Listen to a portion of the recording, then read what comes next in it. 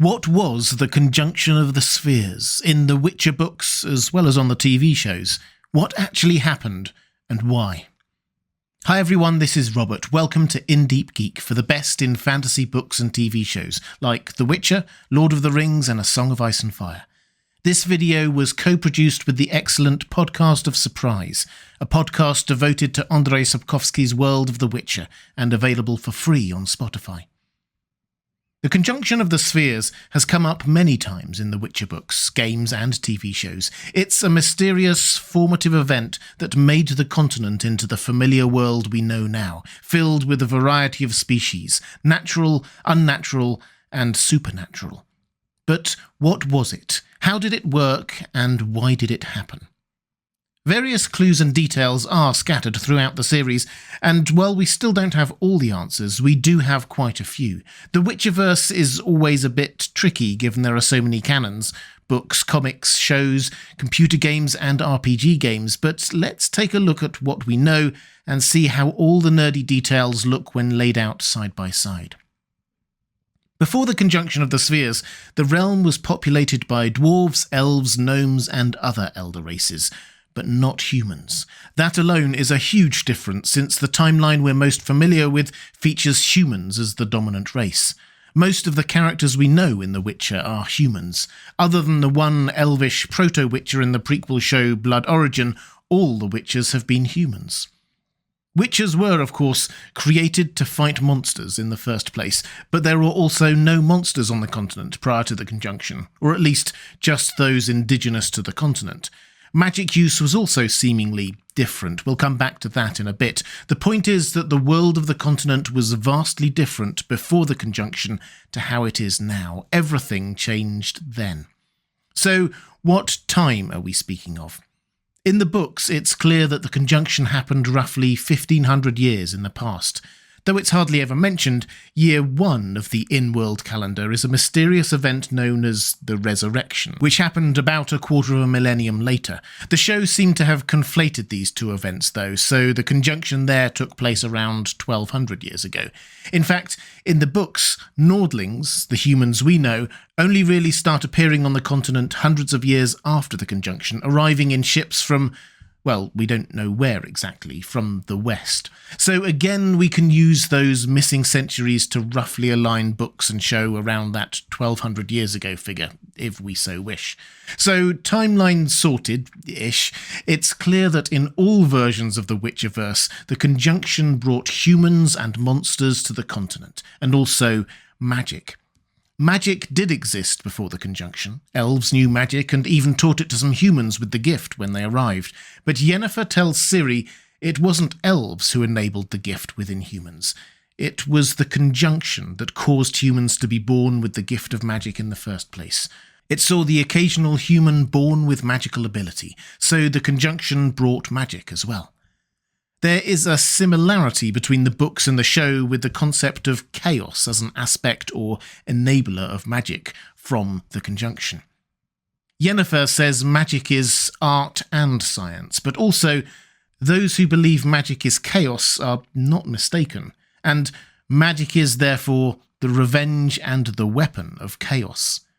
With that in mind, from the perspective of the elder races, it sounds like the conjunction of the spheres was an accident, an unintended consequence bringing chaos. It wasn't a good thing from any perspective, not for them anyway. But again, what was it? The spheres in question are pretty clearly planets, other worlds. This has long been the most prevalent interpretation from the books, and the shows have confirmed this for them. In-show artwork typically alludes to it as other worlds clashing together, and Blood Origin depicts this directly. The word conjunction has several meanings, at least two of which fit perfectly in this context. One is the action of an instance of two or more events occurring at the same point in time or space, which sounds about right. Secondly, in astronomy, when celestial objects are aligned, such as a planet blocked by the sun, aka an eclipse, or two planets coming near each other in their respective orbits, they can be said to have reached conjunction. It is this definition that led many readers to perceive the spheres as other worlds, other planets, well before the games or TV shows added to the lore. The games attempt to explain it all using ships at sea as a metaphor. Imagine, dear reader, that our world is a ship sailing on a great sea. From its deck, we can see other distant vessels. Those are the stars. These vessels each bear their own goods and their own crews. They usually pass us at some distance, barely visible specks, even viewed through a spyglass. Once every few thousand years, however, a storm breaks above this cosmic sea, a storm so strong it tosses the ships towards one another, making them sail cheek by jowl. Part of the crew of one ship can, at such times, move to another, and some of the cargo from one ship's hold can spill into a neighbouring vessel. When the weather calms, the ships separate once again and sail their separate, invariably different ways. This metaphor is an interesting one, given that humanity arrived in ships. Beyond people, though, on these other metaphorical or real ships were the creatures from a variety of stories and myths from the real world. Vampires, basilisks, griffins, striga, bruxa, werewolves, mermaids, almost anything you can think of. In a sense, this is Andrei Sapkowski's take on how influence in fiction writing can manifest from author to author. You mash it all together and make it your own. None of the creatures on those ships were his own invention, nor is the idea of a multiverse unique to him, but the way he's made use of these concepts is certainly compelling and original. Whatever word or phrasing choice you prefer, the general idea is that it was a merging of realities, a temporary meeting of other dimensions that saw beings from those other times and places join the world on which the continent exists. What the ship metaphor may not communicate, however, is that this was not some great mixing of worlds in a neutral location. Rather, it was all these other worlds coming to this one. It seems to have been a one-way street, so to speak, not a trade. The creatures that arrived in the continent were therefore castaways of a sort, outside of their natural environment and having to adapt to it simply in order to survive. Much is made in the books of the monsters not having an ecological niche, but that some, after hundreds of years, had now started to fit into their environment. So that's what the conjunction is, a magical coming together of worlds and dimensions through which humans, monsters and magic entered the continent. But why did it take place? Blood Origin gave us a clear answer for show canon. In the show, the elves' newly discovered ability to open small, singular gateways to other worlds goes awry, temporarily opening many huge planet-sized portals instead, or perhaps one multi-dimensional portal, and that's the conjunction of the spheres. Digging one step deeper, this is all made possible by ancient eldritch monoliths, first raised by the dwarves, according to Blood Origin, but taken over by the elves at some point in the distant past. Baelor, the baddie wizard, tapped into chaos magic through the portal created by the monolith to launch his nefarious plan to rule the world. Sindril, the wizard who originally discovered the monolith magic, bound himself and Baelor to the monolith and, with the help of Zakare, destroyed them both and shut down the portal. But it all sort of overheated with chaos magic, and the brief conjunction happened. A magical accident, in other words. And it explains why the monoliths are so central in the main Witcher TV show centuries later, and why Ciri seems to need to use a monolith to use her portal powers. As we've seen, things are a lot less clear in the books, and the few monoliths we see were not raised by dwarves and have no overt connection to the conjunction of the spheres. Which isn't to say that the monoliths aren't powerful. Yennefer brings Ciri to a monolith, saying, "This stone, which from time immemorial has stood as the crossing of veins of power, pulsating with force." When she touches it, the boulder shakes, and with it the entire hill vibrated and shook. Intriguingly, she also tells Ciri that not only is magic everywhere, but it lies behind the door which the conjunction of the spheres has closed on us. So magic did definitely come through in the conjunction in the books as well as in the show. Intriguingly, there is also a suggestion that the conjunction could happen again. In the show, theoretically at least, it definitely could. You just need another monolith and to recreate the conditions of the original conjunction. But in the books, there are also prophecies and hints. The wizard Stregobor was so keen to kill Renfri and the lesser evil because of the curse of the Black Sun.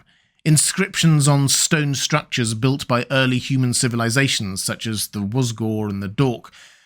Geralt dismisses it as superstition based on an eclipse, but an eclipse is a conjunction of spheres, and the Wosgor and the Dork were people who were thrown into the continent by the conjunction, so perhaps there is something there. Ithlin's prophecy is also, at its heart, about a future apocalyptic event and a new sun, a new sphere, we could say, or star. Connected to this, Yennefer says that following the magic of the conjunction of the spheres will one day allow us to reach the stars. It's all very vague, but the strong implication is that a future apocalyptic celestial event could occur in the Witcherverse, whether by conscious design or not. Something involving reaching the stars, a new sun, and a conjunction of spheres. This is even speculated on at the end of that Witcher 3 journal entry analogy about ships in a storm. It reads like this. Could the worlds collide once more? Perhaps. Can this cataclysm be avoided, or the opposite hastened? Some scholars believe that there are beings who have mastered this skill, who possess rare genes which allow some to seize the helm of our vessel and steer us to safer waters, or to our doom.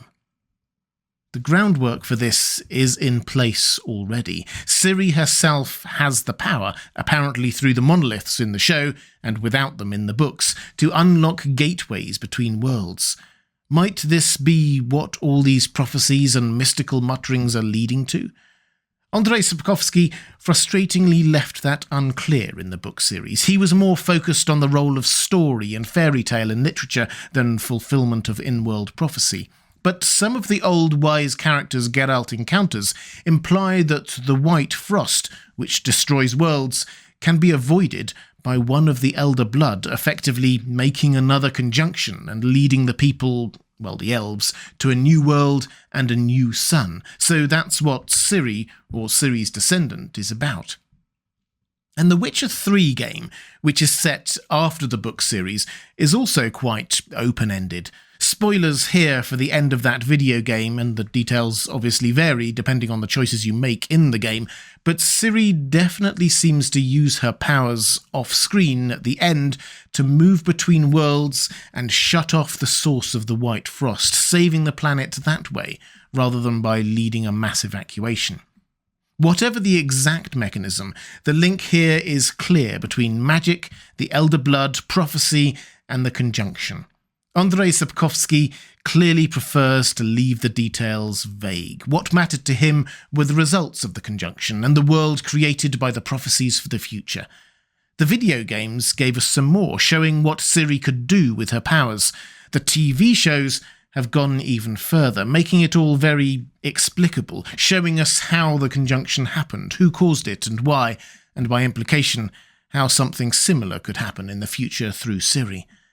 There are conflicts and tensions between the three, but I suspect that Andrzej Sapkowski is less bothered than we might think by that. For him, every story can be told in different ways and with different meanings, even the Witchers, perhaps especially the Witchers.